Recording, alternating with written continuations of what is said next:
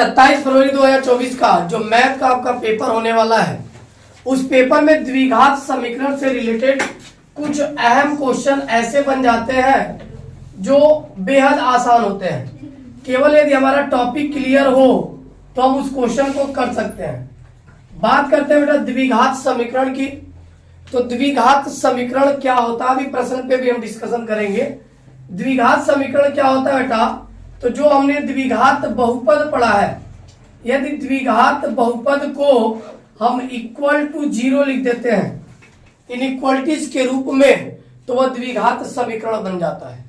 क्या बन जाता है? द्विघात समीकरण। और द्विघात समीकरण का जो मानक रूप होता है बेटा, वह होता है ax² + bx + c = 0 में, जहां a b व c belong to real number यानी वास्तविक संख्याएं होती हैं।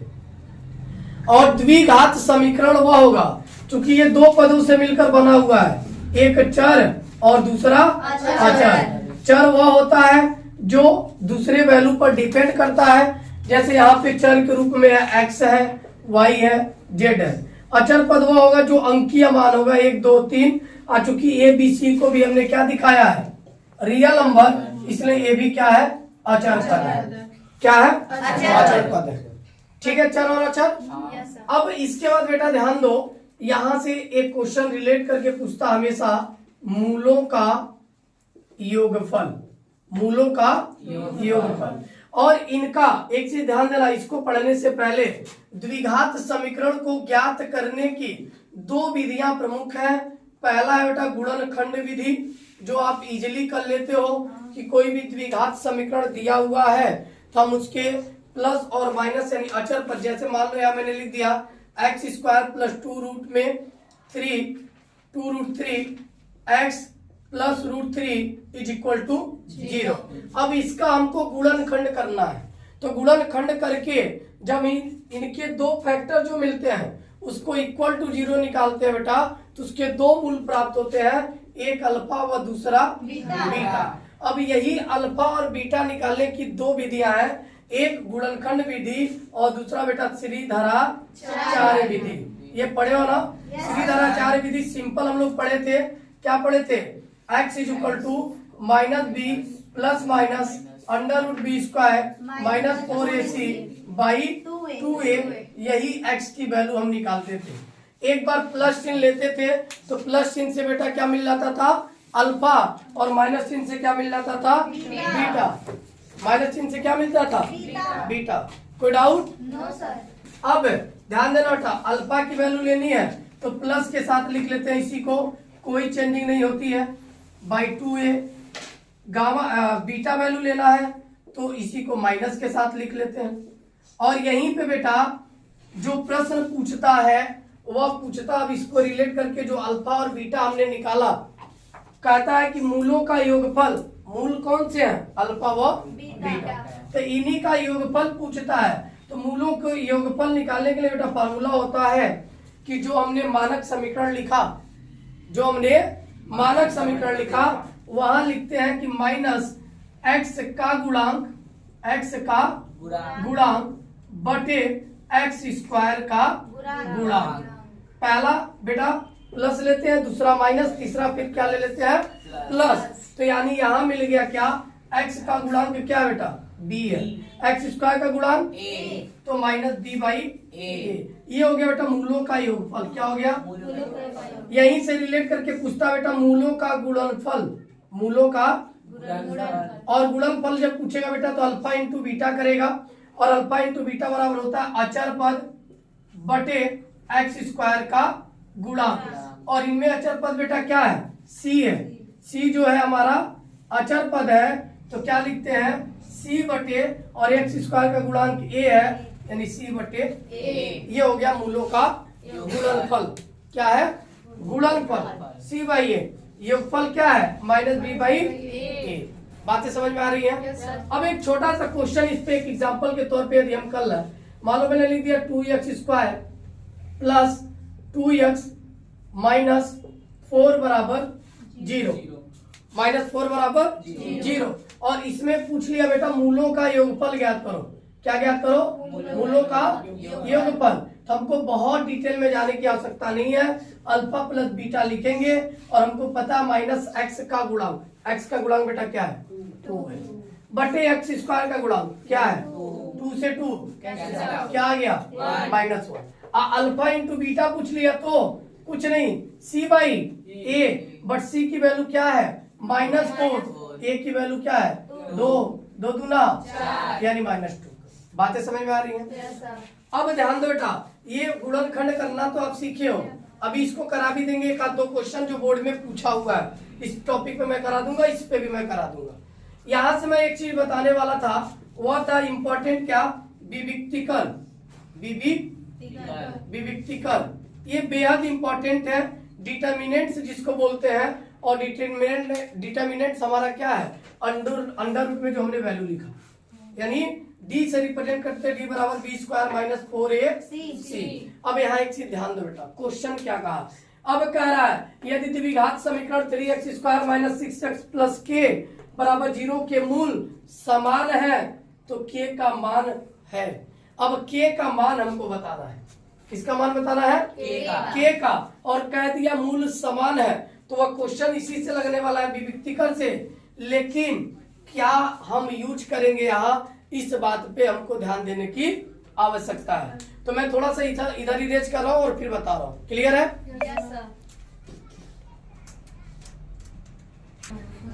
देखो बेटा, यानी हम देखने क्या वाले थे? विविक्तिकल पे। तो d equal to B square minus 4ac हमारा क्या होता है? विविक्तिकल होता है। 3 बातें याद रखना, इन तीनों बातों से रिलेटेड एक क्वेश्चन बोर्ड परीक्षा में छपा हुआ मिलेगा। यदि आपके अकॉर्डिंग d का मान 0 से बड़ा है, d का मान क्या है? 0 से बड़ा है। और एक चीज और याद रखना, पूर्ण वर्ग में है। किसमें है? पूर्ण वर्ग में है। पूर्ण वर्ग में है तो इनके मूल जो होंगे बेटा, इनके मूल वह परिमेय में होते हैं, यानी परिमेय संख्या में होंगे। ठीक है? और क्या होंगे? वास्तविक होंगे, वास्तविक और असमान होंगे। क्या होंगे? असमान। कब? जब पूर्ण वर्ग के रूप में है तब। इसी का एक और पार्ट याद रखिएगा, इसी को a मान लीजिए, इसको b मान लीजिए। d का मान 0 से बड़ा हो, आपने विविक्तिका निकाल दिया, d का मान 0 से बड़ा मिल गया, और पता चला भैया पूर्ण वर्ग के रूप में नहीं है, पूर्ण वर्ग नहीं है, तो याद रखना, तो इनके मूल जो होंगे बेटा, इनके मूल अपरिमेय होंगे। क्या होंगे? अपरिमेय। देखो बेटा, इधर वीडियो कट गया तो अब यहाँ ध्यान दो, यानी d का मान ग्रेटर देन 0 और पूर्ण वर्ग नहीं है, तो याद रखना बेटा इनके मूल जो होंगे अपरिमेय, वास्तविक और असमान ही होंगे। क्या होंगे? असमान। एक बात अब दूसरा याद रखना, d का मान बराबर मिल जाए, आपने विविक्तिका निकाला और उसका मान मिल गया बराबर 0 के। किसके मिल गया? 0 के। तो याद रखना इनके जो मूल होंगे बेटा वह वास्तविक होंगे तथा समान होंगे। क्या होंगे? वास्तविक तथा समान होंगे। केवल इसी स्थिति में मिलता है समान, बाकी स्थितियों में असमान। दूसरी चीज याद रखना, यदि d का मान बेटा, तीसरी बात, यदि d का मान लेस देन 0, d का मान क्या हो? तो इनके मूल अवास्तविक होते हैं। क्या होते हैं? अवास्तविक होते हैं, मतलब वास्तविक नहीं होते, मतलब वास्तविक नहीं होते। अब बेटा सवाल पे ध्यान दो, यदि हम सवाल की बात करें तो सवाल में कहा था इसी के मूल क्या है भैया? समान है। तो समान किस कंडीशन में हो सकता है बता दो? दूसरे ऑप्शन के अकॉर्डिंग, यानी d का मान क्या है? बराबर 0। अब ये सवाल लगाएंगे कैसे? यदि हम सवाल की बात करें बेटा, जो सवाल दिया हुआ हमारे पास वह गुणनखंड दिया हुआ है, क्या वैल्यू द्विघात समीकरण का 3x square minus 6x plus k बराबर 0 को मानक द्विघात समीकरण ax square plus bx plus C बराबर 0 से क्या कर लेना, तुलना। और तुलना करते ही बेटा कुछ चीजें मिल जाएंगी। करने पर हमको क्या मिल गया, ए का मान क्या है बेटा 3, बी का मान क्या है, एक्स का गुणांक बी है, एक्स का गुणांक -6, सी का मान क्या है के, डी बराबर क्या मिलेगा 0। क्यों भैया, प्रश्नानुसार कहा है, प्रश्नानुसार क्या कह दिया भाई, मूल समान है और समान तभी हो सकता है जब विविक्तिकर का मान क्या हो जाए 0। इसलिए हम क्या दिखा देंगे 0। तो फार्मूला यही तो है, b² - 4ac बराबर क्या लिखेंगे 0। बी की वैल्यू क्या रखेंगे बेटा 6, तो -6 का स्क्वायर मैं डायरेक्ट कर रहा हूँ 36। 4, ए की वैल्यू क्या है 3, सी की वैल्यू के, और याद रखो यही ज्ञात करना है, यही क्या करना हमको ज्ञात करना है। तो 36 और ये जब गुणा करेंगे तो 4 से क्या होगा 12 के को ट्रांसफर कर लो तो क्या हो जाएगा 36 बराबर 12 के, और के का मान निकालो बेटा 36/12, भाग करोगे 3 बार में कट जाएगा 3, हमारा क्या हो गया क्योंकि के का ही तो मान बताना था, ऑप्शन में 3 है, ए इज अ राइट आंसर। तो बेहद इंपॉर्टेंट प्रश्न है बेटा, डाटा चेंज करेगा लेकिन विविक्तिकर पे, मूलों के योगफल पर, मूलों के गुणनफल पर सवाल निश्चित रूप से बोर्ड परीक्षा में तय है। कम से कम 2-3 सवाल आएंगे, वो भी 4 से 6 अंक के बीच में। तो इसको अच्छे से ये सेशन देख लेंगे, बेहद बेहद बेहद इंपॉर्टेंट है। क्लियर है यहाँ तक? नोट कीजिए। द्विघात समीकरण से रिलेटेड और भी महत्वपूर्ण प्रश्न आ सकते हैं। अगर इस प्रश्न को ध्यान से देखो बेटा, तो यदि 2x² - 8x + c बराबर 0 के मूल समान है, सेम वही क्वेश्चन है जो पहला हमने किया, और ये बेटा 2021, 20, 22 और 23 में भी पूछा है। इसलिए ऐसे टॉपिक पे सवाल बेहद इंपॉर्टेंट है, लगाने का तरीका वही है। आप इसका तुलना कर लोगे, निकालने पर d बराबर 0 से कंपेयर कर लोगे, c का मान मिल जाएगा। ये आप स्वयं करेंगे, स्वयं करें। क्लियर? इस टॉपिक पे पहला क्वेश्चन आपको डिस्कशन करके बताया है, सेम उसी पैटर्न पर होगा। करने के बाद बेटा सी का आंसर क्या आया, कमेंट बॉक्स में आपका आंसर आना चाहिए। Okay sir. क्लियर? ठीक है सर। अब यहाँ आ जाओ बेटा, अगला प्रश्न इससे रिलेटेड आता है। करा द्विघात समीकरण ज्ञात कीजिए जिनके मूल, अब सॉल्व करते वक्त बेटा मैथ के लैंग्वेज को लिखना बेहद इंपॉर्टेंट होता है, कुछ तरीके से आप लगाए। आप यहाँ ऐसे सॉल्व लिखेंगे, और चूंकि दिया है तो आप ऐसे लिखोगे दिया है। अब द्विघात समीकरण नहीं दिया है लेकिन मूल दिया है। द्विघात समीकरण के मूल क्या है, मूल अल्फा बराबर 3 है और बीटा बराबर 1/3 है। कहा क्या है, द्विघात समीकरण ज्ञात कीजिए। क्या ज्ञात कीजिए? तो द्विघात समीकरण ज्ञात करने का बेटा सूत्र होता है, कोई भी अभिष्ट द्विघात समीकरण पूछे तो फार्मूला याद कर लेना, x² - मूलों का योगफल, मूलों का योगफल, और इसमें गुणा करते हैं x का, प्लस साइन लगाते हैं और लिख लेते हैं क्या, मूलों का गुणनफल, मूलों का गुणनफल। इसी फार्मूले पे किसी भी द्विघात समीकरण को हम ज्ञात कर सकते हैं। कोई डाउट यहाँ तक? अब ये बताओ, मूल आपको दिया है, क्या आप मूलों का योगफल निकाल लोगे? निकाल लोगे? मूलों का योगफल क्या पड़े बेटा, अल्फा प्लस बीटा। अब अल्फा प्लस बीटा, अल्फा का भी तो मान दिया है, बीटा का भी तो मान दिया है, यही दोनों तो जोड़ना था, तो आवाज क्यों बंद हो गई थी? इतना आसान क्वेश्चन था। अब कैसे हल करेंगे, 3 का 3 में गुणा करेंगे, 3 त्रिक का 9, और 9 में 1 जोड़ देंगे बेटा 10/3। ये योगफल तो मिल गया 10/3। अब क्या, मूलों का गुणनफल, मूलों का गुणनफल, और गुणनफल क्या मिल जाएगा, alpha into beta, that means गुणा कर दो अल्फा की वैल्यू और बीटा की वैल्यू रख के। 3 से 3 क्या हुआ, आंसर क्या हो गया? कोई डाउट यहाँ तक? क्या द्विघात समीकरण अब लिख पाओगे?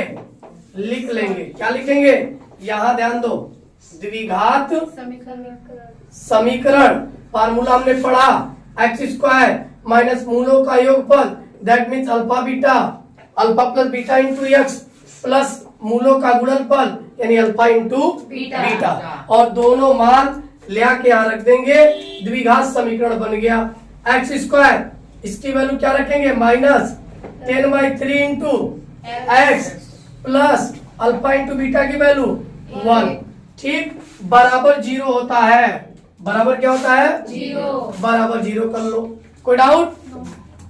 3 का गुणा इसके साथ कर लो बेटा, 3x² माइनस 10 का x में 10x, 3 का इसमें भी होगा, 3 बन जा 3, कुल के बटे 3 होगा। 3 को ट्रांसफर कर दे, 0 में गुणा हुआ, आंसर क्या हो गया, 3x² माइनस 10x प्लस 3 बराबर 0, क्योंकि 3 का गुणा करोगे 0 में तो 0 होगा। यही हमारा अभिष्ट समीकरण है, यानी यही हमारा क्या है, आंसर। कोई डाउट? कर लोगे? Yes sir. यहाँ तक कोई कंफ्यूजन? No sir. अब यहाँ तक कंफ्यूजन नहीं है तो बेटा अगला क्वेश्चन देखो, कह रहा है कि समीकरण हल करते वक्त ऐसे लिखेंगे, हल दिया है, क्या दिया बेटा, आपको समीकरण दिया है, क्या, x minus 1/x, x minus 1/x बराबर 3, और कहा है कि x का मान 0 नहीं हो सकता। कुछ बच्चे इसे देख के डर जाते हैं कि ये क्या दे दिया, जैसे भूचाल आ गया देखते ही, बट ये क्यों दिया, बट ये कहा बेटा 0 नहीं रख सकते हो तुम मान। अब यहाँ 0 रखोगे तो इनफाइनाइट हो गया ना, 1/0 की वैल्यू क्या हो गई, इनफाइनाइट, और इनफाइनाइट द्विघात समीकरण का सॉल्यूशन हो ही नहीं सकता, इसलिए हमने क्या लिखा, x नॉट इक्वल टू 0, यानी पॉसिबल नहीं है, क्योंकि जैसे ही यहाँ इनफाइनाइट होगा तो भाई ये द्विघात समीकरण बन के रैखिक समीकरण बन जाएगा। क्या बन जाएगा, इसलिए अभी द्विघात समीकरण पहले बनाते हैं, x² का x से मिलाते हैं, और x² का x से जब मिलान कराते हैं तो आधार दोनों का सेम है, घातों को जोड़ लेते हैं, x गुणे x 1 + 1 x²। कोई doubt? -1/x is equal to 3 में x का गुणा करा तो x² - 1 इज इक्वल टू 3 को ट्रांसफर कर लेते x² - 3x - 1 is equal to 0, क्योंकि भैया यहाँ प्लस इधर आएगा तो माइनस। कोई डाउट यहाँ तक? जब यहाँ तक कोई डाउट नहीं हुआ बेटा, तब गुणनखंड भी कर सकते हो और श्रीधराचार्य भी लगा सकते हो, लेकिन गुणनखंड संभव नहीं है, क्योंकि गुणनखंड विधि से करोगे तो भाई 1 1 जा 1, 1 का ऐसा फैक्टर ढूंढो कि मल्टीप्लाई करने पे 1 आ जाए, घटाने पर 3 आ जाए, कभी पॉसिबल ही नहीं है। इसलिए कौन सा लगा लेंगे, श्रीधराचार्य विधि। श्रीधराचार्य विधि, ये महोदय जो थे बहुत ही इंपॉर्टेंट विधि देखे गए जिंदगी में अपने। कहे कोई भी समीकरण होगा, आंख बंद करना, मेरे पास आ जाना, मैं लगवा दूंगा। और क्या कहे कि भैया हम जो समीकरण दिए याद रखना, -b plus minus b² - 4ac/2a, लेकिन ये अंडर रूट में लिख लेना भैया, नहीं गलत हो जाएगा। बता के गए थे कौन, श्रीधराचार्य बाबा जी थे आपके। अब ये क्या करो, इनमें लगाने के लिए को इससे मानक द्विघात समीकरण ax² + bx + c = 0 से तुलना करने पर, और तुलना करोगे बेटा तो क्या मिल जाएगा, a का मान क्या मिलेगा, 1, a का मान क्या मिल जाएगा, दिख नहीं रहा है, कोई बात नहीं, यहाँ ध्यान दो, बातों को समझो, यहाँ ध्यान दो। a का मान क्या रखेंगे, 1, और b का मान क्या रखेंगे, -3, और c का मान क्या रखेंगे बेटा, -1। कोई डाउट? क्लियर है? कोई कंफ्यूजन? x की वैल्यू क्या हो जाएगी, -b, b की वैल्यू माइनस, और माइनस क्या होता है, प्लस, प्लस माइनस दोनों लगाएंगे, अंडर रूट में बेटा b² यानी -3 का स्क्वायर, तो -3 का स्क्वायर क्या होगा, 9, -4, a की वैल्यू क्या बेटा, 1, c की वैल्यू क्या है, 1। अगर मैं माइनस और माइनस प्लस कर दूं, क्योंकि -1 रखूंगा, गुणा करूंगा तो माइनस और माइनस क्या हो जाएगा, प्लस। आप 4 का 1 में गुणा करेंगे तो 4 1 जा 4, 4 1 जा -1 है। हाँ बेटा वही मैं बता रहा हूँ, -1 है, फार्मूले में माइनस होता है, माइनस से गुणा करेंगे तो क्या हो जाएगा, प्लस। आप 4 1 जा 4, 4 1 जा 4, जगह कम है इसलिए मैं डायरेक्ट कर रहा हूँ, यहाँ आप एक्सप्लेन करके कर सकते हैं गुणा भाग करके। 2a की वैल्यू क्या रखोगे बेटा, 1, और 2 में 1 का गुणा करेंगे तो 2 1 जा 2, आंसर क्या आ गया यहीं से आंसर, x बराबर 3 प्लस माइनस अंडर रूट में 13/2। अल्फा निकालने के लिए कहेगा तो प्लस चिन्ह, अल्फा के लिए प्लस चिन्ह लेने पर क्या मिल जाएगा बेटा 3 प्लस अंडर रूट में 13/2 और बीटा क्या मिल गया माइनस चिन्ह लेने पर 3 माइनस अंडर रूट में 13/2 और यही हमारा क्या हो गया आंसर। कोई डाउट कोई कंफ्यूजन? तो द्विघात समीकरण निकालना सीख गए।